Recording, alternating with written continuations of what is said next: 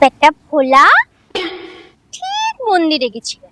আজকে তো শিব বাবার পুজো, ওখান থেকেই বেটা ফল চুরি করে খাচ্ছে। মুখ দেখো একেবারে গদ গদ। এই ভোলা, বলি কোত্থেকে?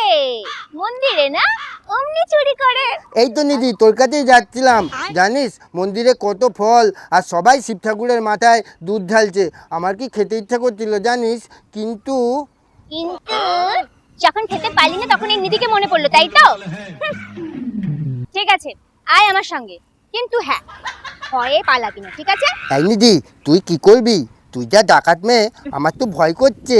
ধুর, আয় তো।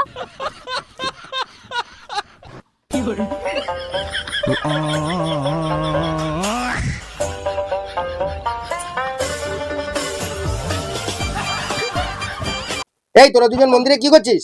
হাতে কি তোর দেখি? Good bye Gaya. কাকা, তুমি উপোস করেছো বুঝি? জল ঢেলেছো?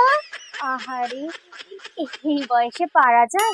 যা রোদ বাবা। বক বক না করে বল, কি করছিস এখানে? এসব কি? ও, তোরা দুধ চুরি করছিস? দাঁড়া, দেখাচ্ছি মজা। আয় আমার সাথে, আয় আয় আয়, দাঁড়া এখানে। দেখো সবাই দেখো, নিধি আর ওর চালা দুটো মিলে দুধ চুরি করছে। রতন কাকা, মাইক দেবো মাইক, পুরো গ্রামকে ডাকো, আমার অন্যায়টা বলো। কি করেছি আমি, কি করেছি? হ্যাঁ, দুধই তো নিচ্ছি, তাও আবার যে দুধটা পড়ে নষ্ট হচ্ছিল সেটা নিচ্ছি। আর এটা যদি আমার অন্যায় হয় তাহলে এই পুরো গ্রামের সামনে কথা দিচ্ছে নিধি 100 বার কান ধরে উঠবোস করবে। কিন্তু তার আগেও তোমাকে একটা কথা দিতে হবে। এই যে দুধটা শিব বাবার মাথায় ঢালছো, তাতে কি শিব বাবা সন্তুষ্ট হচ্ছে না খুশি হচ্ছে? বলো রাজি।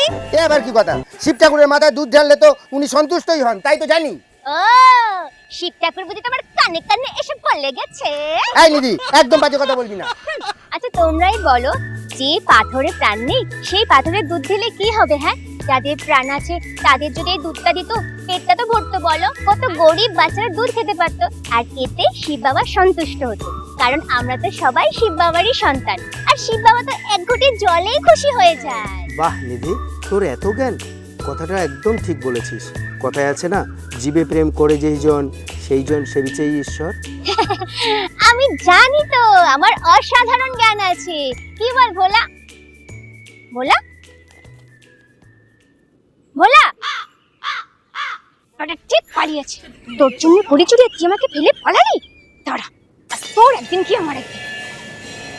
বক বক করলে কি হবে? সত্যি মেয়েটা আজ আমাদের চোখ খুলে দিল।